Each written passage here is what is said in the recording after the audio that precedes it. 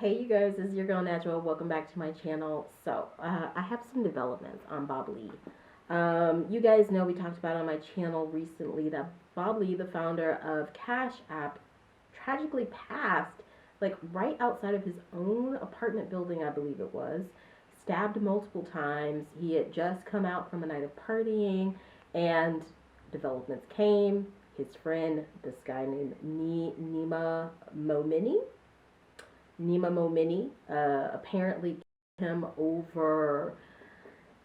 Some are saying it was to honor the name of his sister, who Bob Lee had slept with, who was married. She's married, they're Iranian, and she was married to one of the top plastic surgeons in the area, and really, really like money, luxury, wealth, apparently love, sex. Like it's there's more developments happening, and there's more stuff interweaving this, but I wanted to just sit here and sort of talk to you guys a little bit about this I mean, this won't be a long video, but I wanted to analyze this a little bit from where society in America is as a total.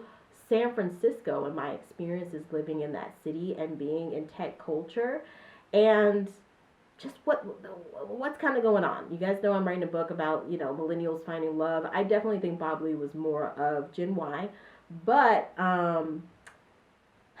let's just start with this. There is a Drake lyric that says, "We live in a generation of not being in love and not being together, but we sure make it feel like we're together." And it's all because we don't want things to change. And Drake, I love Drake because he has those little profound moments, those moments of like deep profoundness. But it's so true. This is a day and age where people can be so unhappy. People can be so unhappy, but from the looks on their face, you don't know it. You don't know it.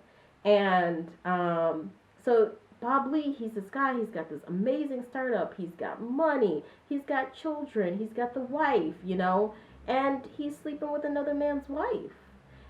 They say that Neo Mini, you know, at the surface level, looking at it, like he murdered Bob Lee because he that he well, they say that he unalived him because he slept with his sister, because Bob slept with Nina's sister.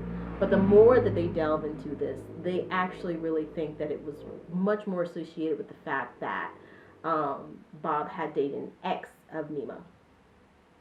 Nima was also very accomplished himself. He was working in IT, and he was living that good life. A lot of people out there living that San Francisco lifestyle, partying every night, toasting up champagne, doing dabs, on the surface just looks so put together, so cool, calm, and collected.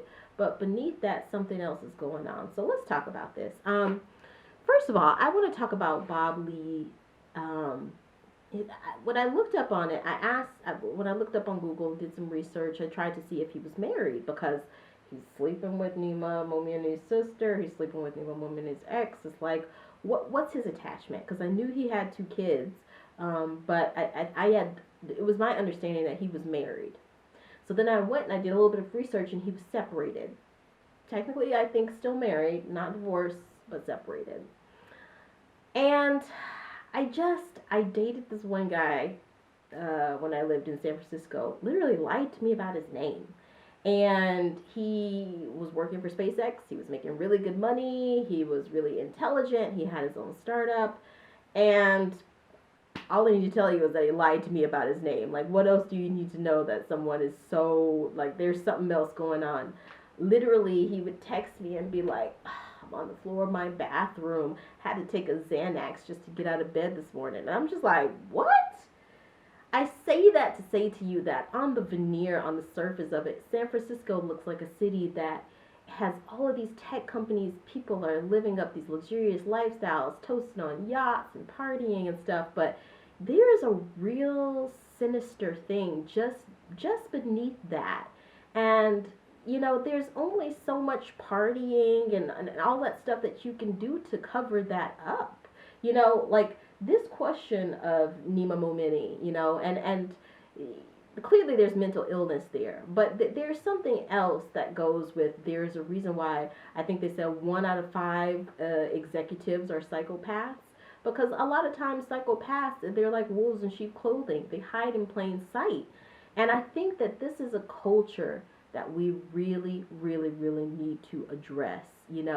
It's like, men can get so far, and deep, deep, deep beneath the surface, something really, really bad is brewing.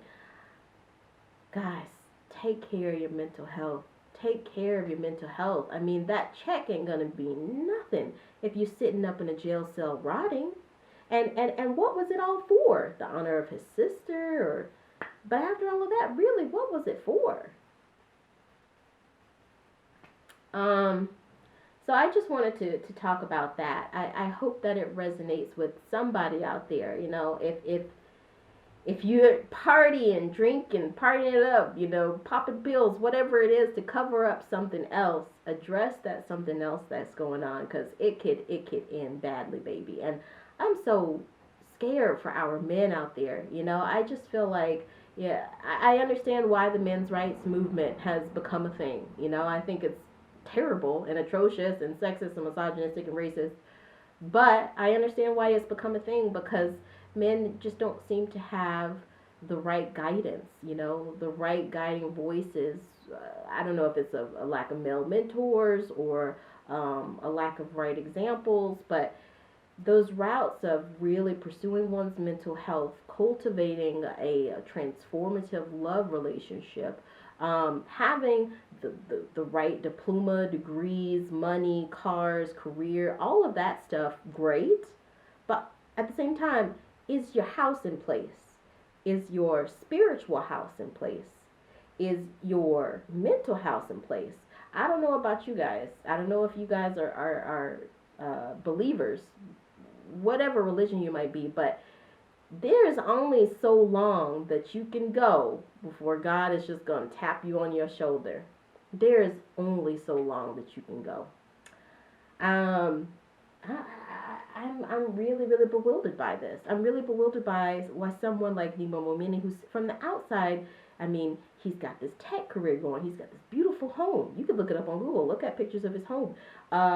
He's young. He's got his vitality. His career is booming. He's making it into circles of upper echelons of people.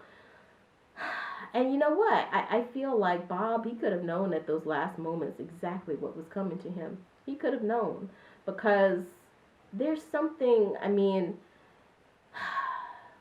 human beings, we have at our instinctual level just as much good in us as we do evil. If you give in to those baser instincts of jealousy and anger and aggression, what have you really got in your life? What have you really bought in your life? So I think that, this individualistic type of attitude that we're taking a look at in tech, in infrastructures in cities, in, men and women and gender relations, and good mentors for men, good mentors for women, and the way that we're just looking at everything so individualistic, so linear, it's really becoming so problematic for us. It's becoming so problematic. People don't have any spiritual guide, or spiritual or at least metaphysical or cosmic guide. Even if you're not religious, but are you practicing meditation? Are you practicing mindfulness? Like, are you pursuing your passions? Are you going out into nature? Or are you just partying every night to mask up something else that's going on? That culture, it's really, really setting itself up for fail. But I really want to know what you guys think. I feel so bad. I feel so bad for Bob Lee's children. Like, how is his wife even going to explain to them what happened to their dad?